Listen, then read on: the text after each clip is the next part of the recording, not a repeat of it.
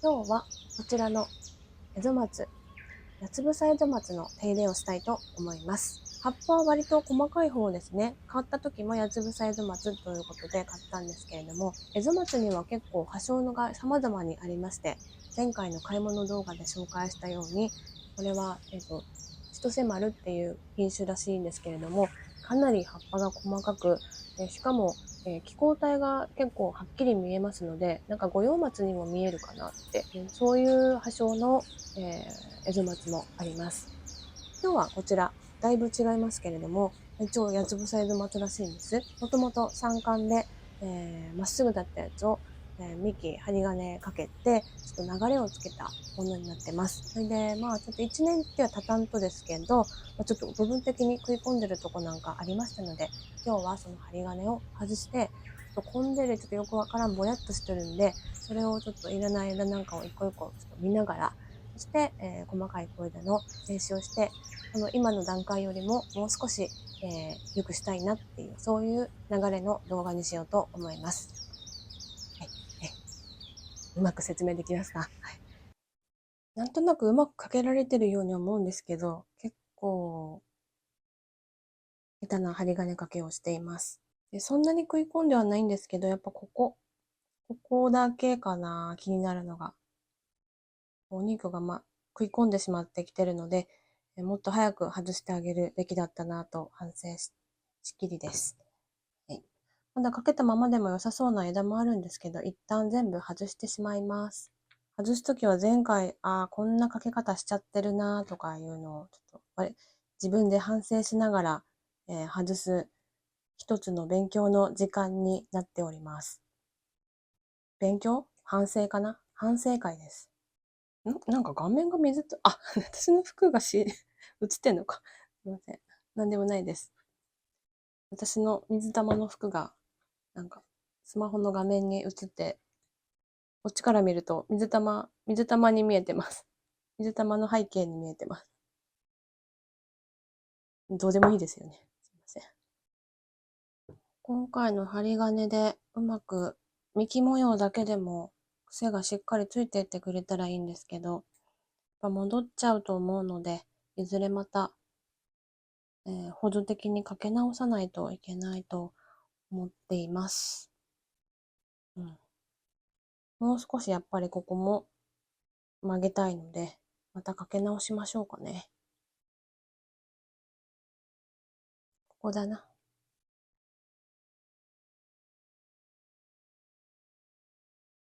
うん。そんなに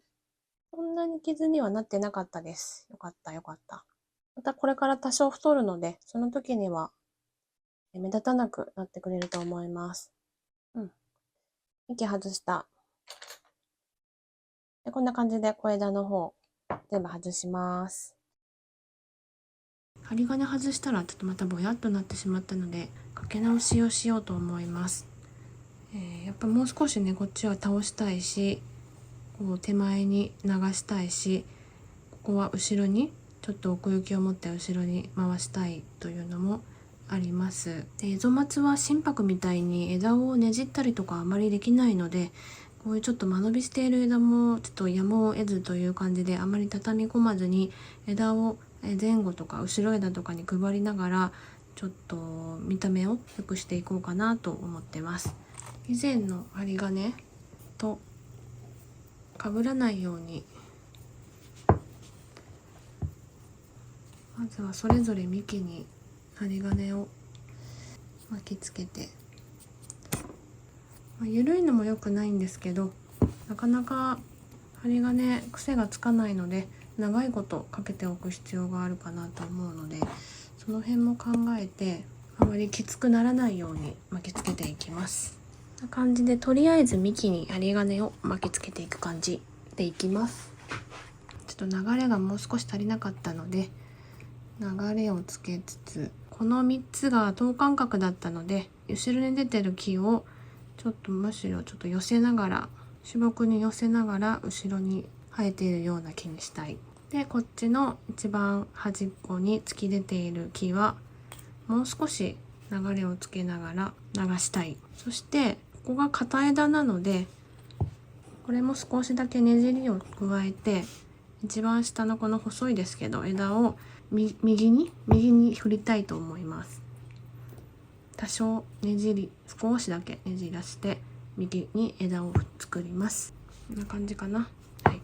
で、今小枝がピヨンピヨンしてるので、これも針金で押さえれば最初みたいな少しまとまりはできると思うんですよね。で、あんまり急に枝を減らしたりとかする、そういう負担もあんまかけたくないので、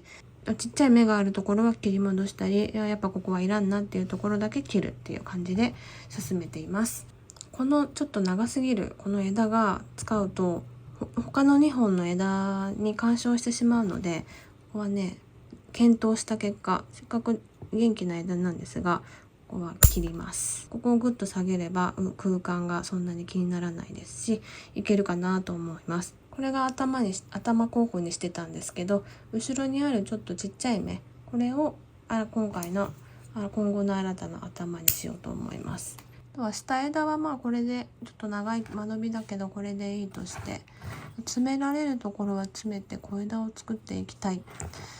エゾマツは年に1回春しか芽が出ませんので、芽摘みをしても、そこからまた芽が吹くってことはなくて、伸びが止まるってそれだけなんですよね。なので本当に枝作り時間、特にミニで作ろうと思うと時間がかかるかなと思うんです。この間もかなり間延びしてて弱いんですけど、下の方に2つ芽がある。もう少し元気がついてから切ってもいいような気がするんですけど、ここは賭けで切っていきます。ここもちょっと強いから芽があるところで切ると。この枝も強いので、どっちか頭にするとしたらどっちかを頭にしないといけないので、これは向き考えながら要検討ですが、ここに決めた。こんな感じで今回は軽く切っとく程度にしておきます。私はやりすぎてしまう癖があるのは自分で分かってるんですけど、エゾマツは特に切りすぎないように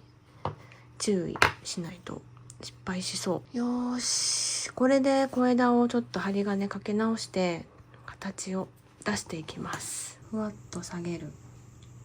ふわっと下げます。こっちは後ろ枝、後ろに回すように同じく下げると、ちょっと下げてばっかりではつまんないので、ちょっと上げてっていうか、少し下げ方を変えてみたりとかして、キュッと食いつかせるような枝を作ってみたり、こっちに片枝だったので片枝にならないように、こっちにあるのもまた変なんですけど、空間を埋める程度に後ろに梢が見えるような感じで枝を後ろに振ります。最初とあんまり変わらないといえば変わらないのですが、正面はここで変わったとこといえば、少し幹をそれぞれの木の幹模様を手直しして、一番この受けになってる、左側の木を結構思いっきり倒して流れをメリハリつけたっていうところが前回と違うところです。この木はどちらかというと間延びしやすいのかなと思っていて、各枝ひょろひょろと長いんですけれども、ここをなんとか解消しようと緩やかにカーブをつけて、今できることといえばこのくらいかなと思うんですけれども、少しずつ枝を充実させて